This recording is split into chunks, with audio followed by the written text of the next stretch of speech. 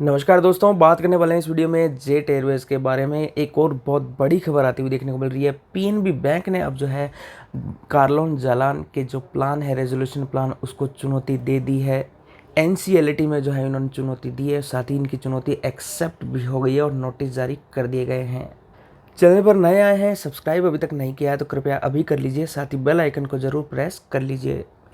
तो देखिए, बात करें सबसे पहले क्या खबर आ रही है। रिजोल्यूशन प्लान को चुनौती दी गई है। कंसोर्टियम का हिस्सा है पीएनबी। पीएनबी का काफ़ी बड़ा जो है एक अमाउंट इनको लोन के रूप में भी दिया गया है, साथ ही कंसोर्टियम का हिस्सा भी है। अब जाकर ये लोग बोल रहे हैं कि हमें ये प्लान मंजूर नहीं है।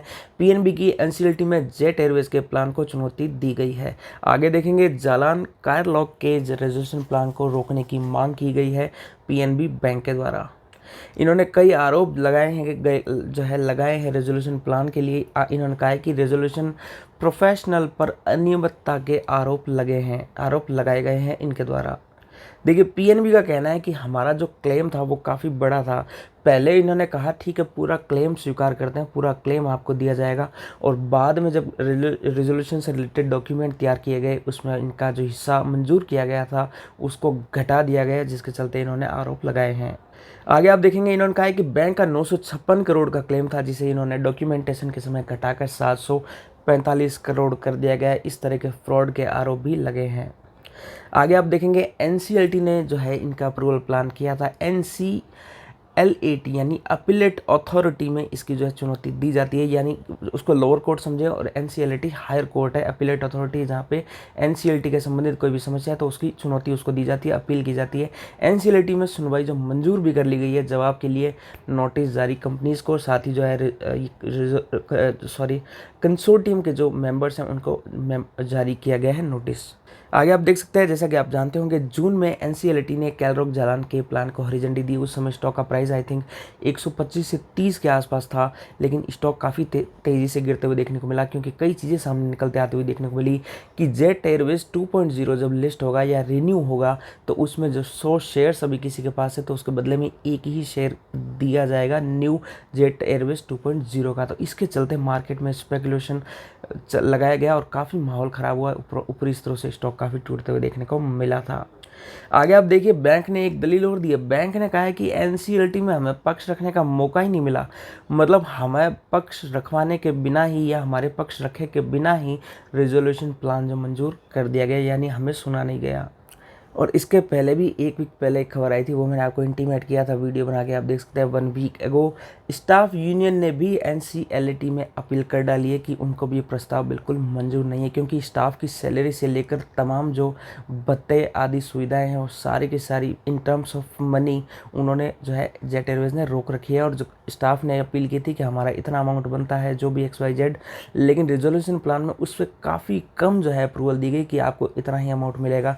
कहने का अर्थ है स्टाफ यूनियन का भी काफ़ी बड़ा पैसा जो है यहाँ अटका हुआ है। इसके चलते इन्होंने भी एनसीएलटी में जो है इस प्लान को चुनौती पिछले वीक दी थी। तो देखिए, करंट चार्ट की बात करने से पहले डेली चार्ट मैंने ओपन किया हुआ है। मैं आपको थोड़ा सा 2 से 3 महीने पीछे ले जाऊंगा। जून के महीने में जैसा कि प्लान अप्रूवल हुआ था, मैंने आपको बताया था 90 रुपीज़ के आसपास स्टॉक तब ट्रेड कर रहा था, और लगातार सर्किट देखने को मिले। यहाँ कारलॉग जालान जो है इसको ऑपरेट करेंगे और इसकी फ्लाइट्स को आराम से उड़ाएंगे, हर स्थिति जो है नॉर्मल हो जाएगी। ये ऐसी स्पेकुलेशन के चलते स्टॉक 135 के हाई तक गया। लेकिन जब मार्केट में पता चला कि रेजोल्यूशन प्लान में काफ़ी इस तरह की चीज़ें हैं जिससे इन्वेस्टर के पैसे का नुकसान हो सकता है, जैसे कि मैंने आपको बताया कि 100 शेयर्स के बदले में एक देंगे, इस तरह की काफ़ी चीज़ें उसमें थी। जब प्लान की बातें सामने आई तो ऊपरी स्तरों से बहुत ही दबाव स्टॉक में बना और लोअर सर्किट्स लगातार स्टॉक में देखने को मिले, जो कि आप देख सकते हैं जून के अंतिम वीक डे से लेके और जुलाई के जो है 3rd वीक तक, यानी करीब करीब लगातार 20 से 25 यहाँ पे लोअर सर्किट्स देखने को मिले। और रिसेंट अभी खबर, जैसे कि मैंने आपको बताया कि कई खबरें आ रही थी कि इसके प्लान को अलग अलग लोग जो है अपने लेवल पे चुनौती देते जा रहे हैं, जैसे स्टाफ यूनियन का भी खबर आई थी। इसके चलते स्टॉक जो है फिर से यहाँ सर्किट देखने को मिला था। लेकिन अब देखेंगे तो स्टॉक में आज की डेट में एक सर्किट और इसी होप में लगा है। तो देखिए, इस जो है रेजोल्यूशन प्लान को जब जब चुनौती दी जाती है, ऐसी खबर आती है तो स्टॉक अपर सर्किट लगाता है। इसका मतलब मार्केट खुद ये स्वीकार नहीं कर रहा है कि प्लान अच्छा है, यानी मार्केट खुद उस प्लान को बुरा स्वीकार कर रहा है। तभी उस प्लान के अपोज में कोई आदमी खड़ा होता है या चुनौती देता है तो स्टॉक में अपर सर्किट लगता है। तो चल, ये प्लान जब खारिज होगा या इस तरह की कोई खबर आएगी तो स्टॉक में अच्छी खासी तेज़ी थोड़ी और बन सकती है।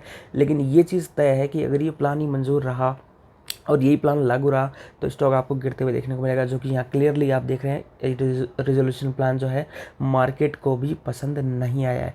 खैर ये बात जेट एयरवेज के बारे में एक इंपॉर्टेंट आई थी, वो मैंने आपको बता दिया है। अब रही बात जिन लोगों ने बाइंग नहीं की उनके लिए, तो देखिए रिस्की स्टॉक है, मेरे ख्याल में तो इसको अवॉइड ही मारिए, क्योंकि जल्दी अमीर बनने के चक्कर में अगर आप यहाँ पे इन्वेस्टमेंट कर देते हैं और फिर कुछ ऊंच नीच हो जाएगी तो स्टॉक आपको बहुत तेज़ी से गिरते हुए देखने को मिलेगा।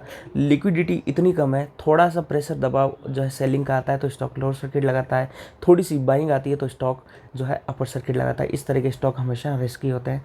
तो जो लोग पोजीशन बना चुके हैं, आपका प्राइस आए तो मेरे ख्याल से चुटकियों में निकलते जाइए, और लोग नीचे के लेवल में एंट्री बनाने का विचार अगर कर रहे हैं तो भैया मेरे ख्याल में अवॉइड करें तो ज़्यादा बेटर रहेगा, क्योंकि पैसे को रिस्क में डाल के पैसा बनाना काफ़ी रिस्की होता है। इससे अच्छा कोई आप अच्छी कंपनी चूज़ कर सकते हैं। चलिए बात कर लिए जेट एयरवेज स्टॉक के बारे में। आज के दिन खबर थी, चार्ट हमने इसका देख ही लिया है। वीडियो अच्छा लगा तो लाइक कर देना भाई, चैनल को सब्सक्राइब कर लेना। धन्यवाद।